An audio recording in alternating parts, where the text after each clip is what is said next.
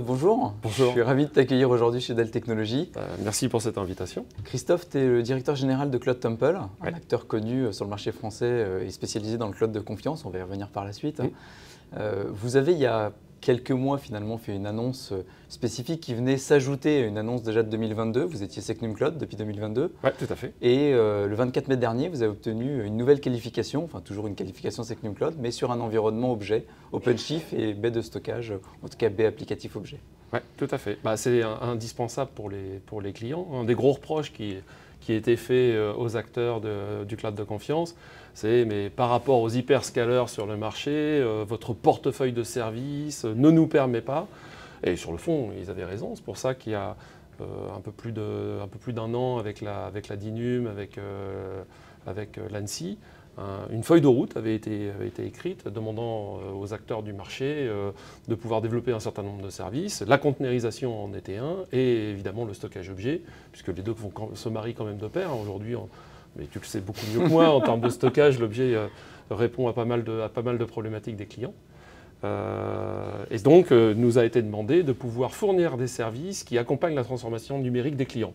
Ouais. Et aujourd'hui, quand on parle de transformation numérique, un fait est, on parle un peu moins de machines virtuelles, on parle un peu plus de containers, et surtout, le standard est aujourd'hui le stockage objet. L'objet au sens large pour consommer la donnée.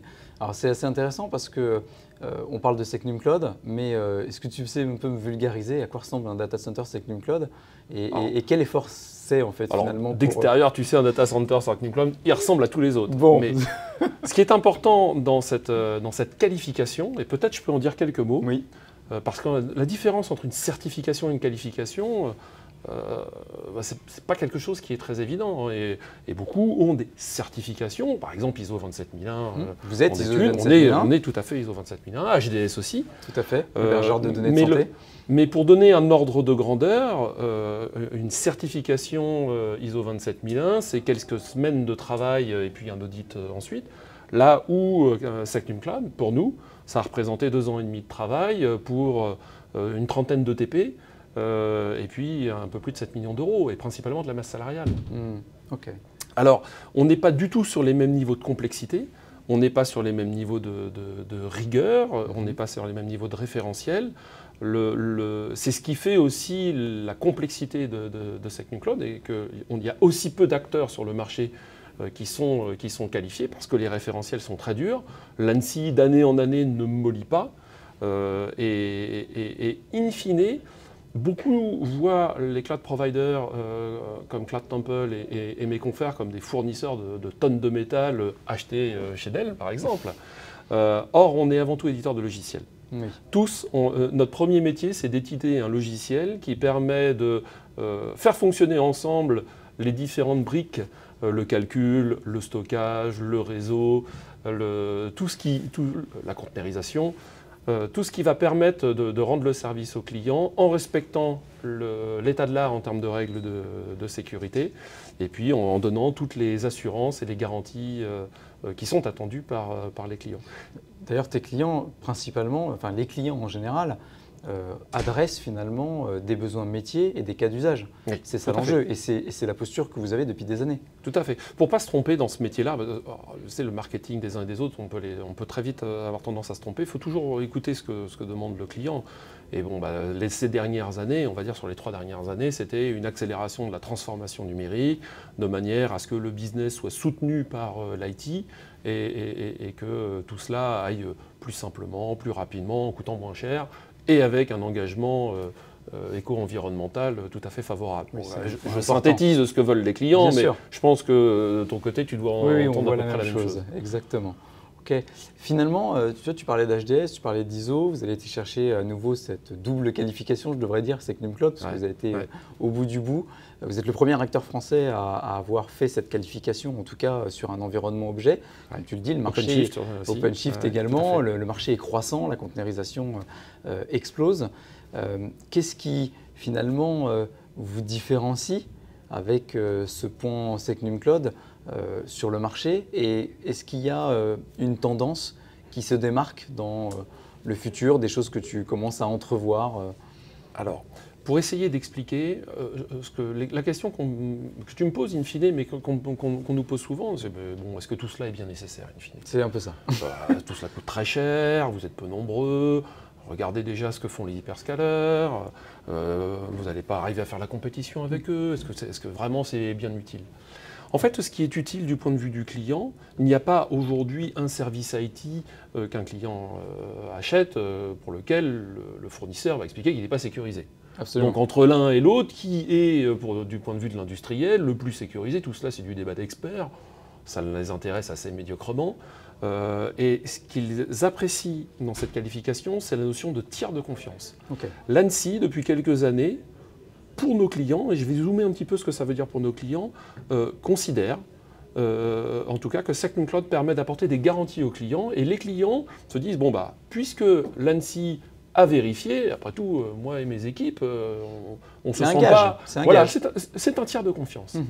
Et alors, de façon très étonnante, on a plus de clients qui sont venus chez nous pour cette qualification dans le monde privé que dans le monde du public.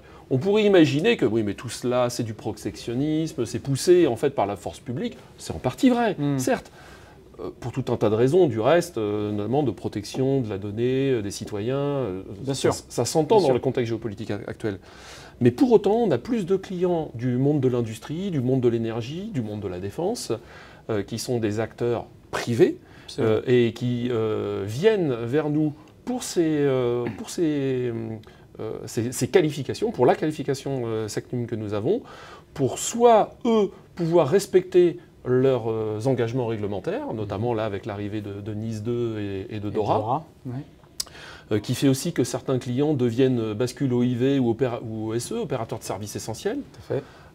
Et donc, ils se retrouvent avec des nouvelles obligations qu'ils n'avaient pas vu arriver. Donc, qui est la croissance, j'allais dire, des besoins en IA. On parlait d'analyse de données.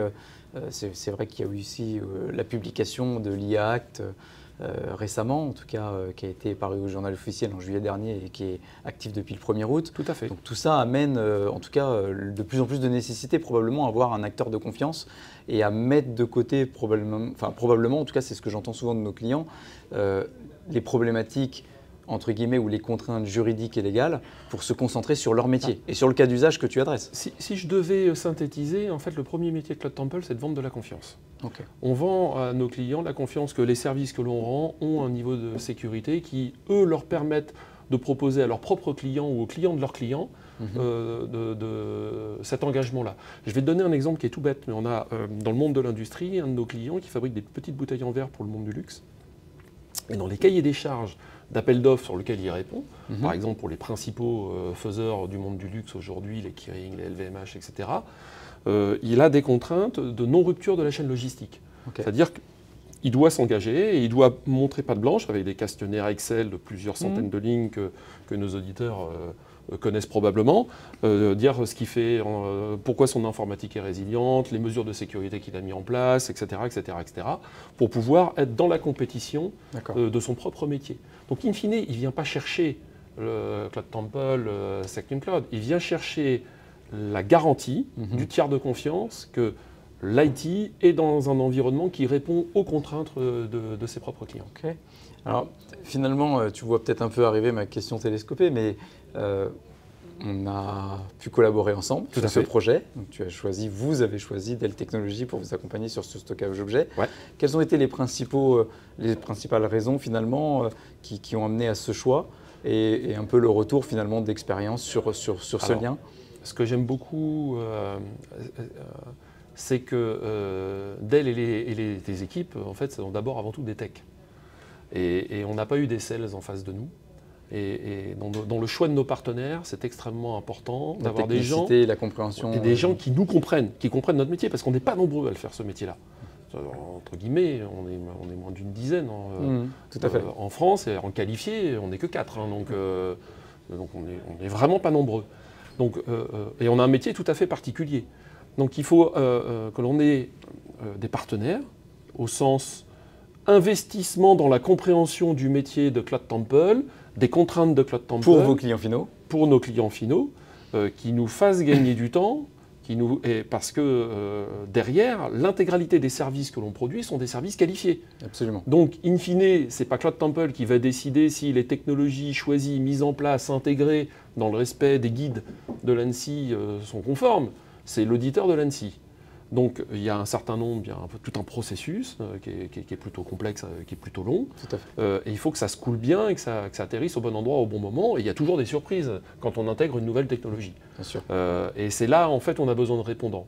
Et réellement, sur la technologie stockage objet, on a eu une technologie qui fitait bien avec les besoins des clients. Je vais le dire très simplement, compatible avec le protocole S3. Tout à fait. Solution DLECS, en effet. Et que ça se pose et que ça juste marche. Et nous, on n'a pas le temps de redévelopper ce genre de choses. Hein. On est venu chercher ça. Et en plus que ça se conforme facilement aux exigences de l'ANSSI, qui est notre autorité de régulation, si je puis le dire comme ça. Et tes équipes ont été focus. C'est-à-dire, elles n'ont pas. Moi, je ne cherchais pas à ce qu'on me vende la messe. Enfin, en tout cas, le patron du cloud chez nous, Alexandre Le Petit, c'est pas ce qu'il attendait. Il attendait directement que ça soit pragmatique, efficace et implémentable. Là, les automates, comment ils vont faire ça, les règles de sécurité, les droits, la scalabilité. On perd une AZ, il se passe quoi? Parce que c'est une offre régionale. Bien sûr. Donc, on est avec écriture sur l'ensemble des sites. Donc, il y a vraiment des sujets d'analyse de risque sur le fond qui sont complexes et on a trouvé du répondant dans les équipes. Christophe, question un petit peu pour terminer cet échange et en même temps ouvrir. Ouais. On a eu l'occasion et j'ai l'occasion avec toi d'avoir certains échanges et d'explorer des choses intéressantes. Vous explorez des choses et vous mettez toujours en place de nouveaux services pour vos clients. Vous travaillez sur qualification PAMS. Tout à fait. Vous travaillez aussi autour de l'intelligence artificielle. Ouais. Est-ce que tu peux nous en dire un peu plus en ouverture sur ce domaine? Avec plaisir. Commençons par l'intelligence artificielle, ce qui intéresse à peu près tout le monde aujourd'hui et où va ce marché. Je vais te dire, on est très chanceux. On a à peu près le même âge. Je pense on fait partie de cette génération qui, dans notre vie professionnelle, avons vécu au moins 2 révolutions industrielles majeures, et je pense une 3e. On a vécu l'apparition d'Internet, fin des années 90 et début des années 2000. Absolument. On a vécu tout ce qui est virtualisation, émergence des smartphones, communication haut débit qui te permettait d'emmener Internet où qu'on soit. Consumérisation du monde au bout des doigts, et devant toi, je prends un pari et un risque. Je suis persuadé que l'on est aujourd'hui dans une nouvelle révolution industrielle majeure qui va impacter la société, qui est, je trouve, pas vu comme ça aujourd'hui encore suffisamment par les décideurs, mais c'est de ce niveau-là. On est du niveau de l'apparition d'Internet. Alors, évidemment, il peut y avoir beaucoup de questions philosophiques qui se posent, il peut y avoir beaucoup d'interrogations, notamment sur les consommations énergétiques, sur la philosophie, est-ce qu'on veut créer Skynet, entre guillemets. C'est des questions que nous posent nos collaborateurs. Bien sûr. Je le dis avec beaucoup d'humilité et sans humour. C'est une question de société, en fait, finalement. Tout à fait. On est sur des réflexions de société. Et ce que je dis à mes clients aujourd'hui et à mes collaborateurs, c'est que ce n'est pas le sujet pour l'instant. On est sur des technologies qui évoluent à une telle vélocité que l'on n'avait jamais vu auparavant. Parce qu'auparavant, quand on prend les smartphones avec l'apparition des App Store ou que l'on prend Internet, c'est la fibre optique. Donc on était sur des révolutions qui impliquaient du matériel, c'est-à-dire du physique. Il fallait installer la fibre, il fallait construire le smartphone. Il y avait vraiment en fait quelque chose de... Là, la particularité de tout ce qu'on appelle modèle de langage large, c'est qu'en fait on est sur du logiciel principalement. Alors évidemment il y a un peu de puissance de calcul, mais vous pouvez utiliser un modèle de langage large sans avoir la dernière carte Nvidia ou AMD. Donc on est donc sur quelque chose qui va très très vite, qui se renouvelle extrêmement vite, avec des acteurs qui sont en train de se positionner à une échelle mondiale. Tout à fait. Avec un monde d'open source qui n'est pas si en retard que ça, 12-18 mois maximum, et donc avec des usages qui sont de plus en plus performants, qui vont venir impacter la société. Alors nous, de façon très modeste, notre fil conducteur, c'est le client, et puis surtout nos collaborateurs, puisque comme on sait, en tout cas c'est la conviction que je porte avec mon binôme, Sébastien, comme on sait que ce sujet-là va impacter nos métiers, va impacter la société, comment on prépare l'entreprise, qui est le bien commun. Mon premier job, c'est de payer les salaires à la fin du mois. Donc il faut préparer nos collaborateurs, il faut pouvoir en fait préparer nos clients, leur dire ce que l'on voit, comment on le perçoit, c'est notre devoir de conseil. Bien sûr. Et dans ce contexte-là, on développe énormément de choses. Comme je te disais, on est une équipe, on est d'abord un éditeur de logiciels, on édite une cloud management platform, et donc on est des équipes de R&D, et on a 6 personnes en R&D qui développent des tests, des outils, pour voir en fait à quoi ça ressemblera demain. Alors il y a des secteurs qui marchent très bien, par exemple la RH. On a des gains extrêmement forts. Je vais te donner un exemple, mais qui va te parler. C'est pour beaucoup de collaborateurs, quand ils veulent recruter, écrire une feuille de poste, tu sais, c'est compliqué, partir de la page blanche, verbaliser ce que j'attends de collaborateurs, mais oui, évidemment, il doit savoir faire ça, mais l'écrire, c'est pas facile. Chose, bien sûr. Là, on a en fait des assistants qui permettent d'aller beaucoup plus vite, qui permettent de monter en qualité, en maturité. Tout ce qui est traduction automatique, qui sont des use cases très simples. Aujourd'hui, la documentation de Cloud Temple, elle est instantanément traduite dès qu'elle est modifiée dans 5 langues, parce qu'on a des volontés de se développer à l'Europe. Alors qu'avant, ça aurait été plus compliqué. On a exploré le code avec toi. Tout à fait. On a fait une démo en live, je te remercie, où on a pu explorer l'utilisation de code. Vocalement en plus, c'était assez intéressant. Et on voit des nouvelles choses apparaître. Par exemple, développer le petit script qui permet de fusionner les 2 Excel ou qui permet de créer le petit tableau avec telle donnée, telle donnée, telle donnée.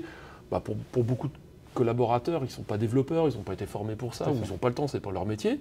Discuter sans même avoir à toucher le clavier avec un assistant et un modèle de langage large qui va écrire le code, qui va lui poser des questions, comment tu veux ton application. Ça l'assiste dans son quotidien, ça l'aide en fait finalement. En fait, à la fin, il a sa petite application web, il fait clac, clac, clac, il est content, il a peut-être gagné 10 minutes par jour, mais ça met le pied à l'étrier. Ok, c'est top. Okay. Alors, pour les collaborateurs, c'est extrêmement important, puis après pour les clients, ce que je pousse beaucoup, c'est notamment la formation des dirigeants, la formation des responsables.